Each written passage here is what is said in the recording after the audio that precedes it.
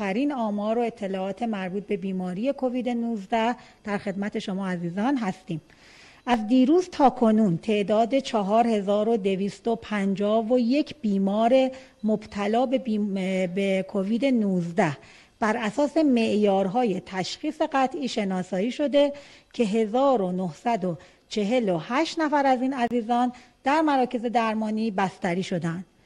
در حال حاضر تعداد 4771 بیمار مبتلا به بیماری کرونا به دلیل شرایط بالینی نامناسب در بخش مراقبت‌های ویژه مراکز درمانی کشور بستری هستند که برایشان آرزوی سلامتی و شفای عاجل داریم.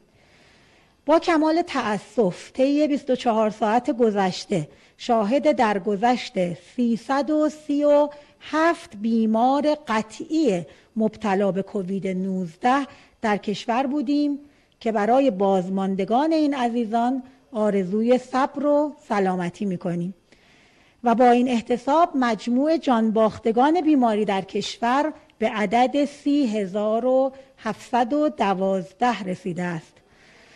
از زمان شیوع بیماری در کشور تعداد 534631 بیمار مبتلا به کووید شناسایی شدند و بهبود یافتگان بیماری تا کنون 431360 نفر می باشند. هموطنان عزیز، همانطور که شاهد هستید در روزهای اخیر با افزایش بی‌سابقه موارد مرگ و میر ناشی از بیماری روبرو هستیم. وضعیت حال حاضر بیماری در کشورمان نتیجه سهل‌انگاری در رعایت پروتکل‌های بهداشتی، کاهش میزان استفاده از ماسک و همچنین بروز رفتارهای اجتماعی خطرآفرین در هفته‌های گذشته بوده است. فراموش نکنیم که شکست این بیماری مستلزم تقویت وفاق و همدلی و به طور کلی همکاری مردم و مسئولین کلیه دستگاه‌های اجرایی کشور با پرسنل نظام سلامت می باشد. این هفته ملی سلامت بانوان ایران است که از تاریخ 24 تا 30 مهر ماه در حال برگزاری است و شعار امسال این هفته با توجه به همهگیری ویروس کووید 19 در کشورمان با عنوان سلامت زنان در دوره کرونا نامگذاری شده است. در شرایط حاضر اکثریت کارکنان نظام سلامت کشور از بهورز، مراقب، ماما، پرستار و نیروهای خدماتی تا کادر تخصصی بیمارستانها و مراکز درمانی از زنانی هستند که در این دوران سخت و نفسگیر همهگیری بیماری در خط مقدم مبارزه با ویروس کرونا با مخاطرات جدی سلامت جسم و روان مواجهند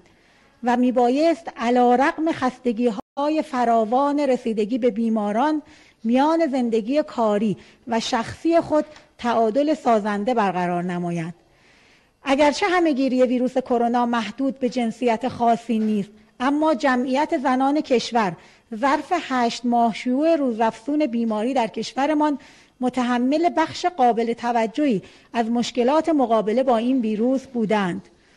مراقبت از بیماران مبتلا به کووید 19 در خانواده، رسیدگی به امور تحصیلی فرزندان در شرایط آموزش غیرحضوری مدارس،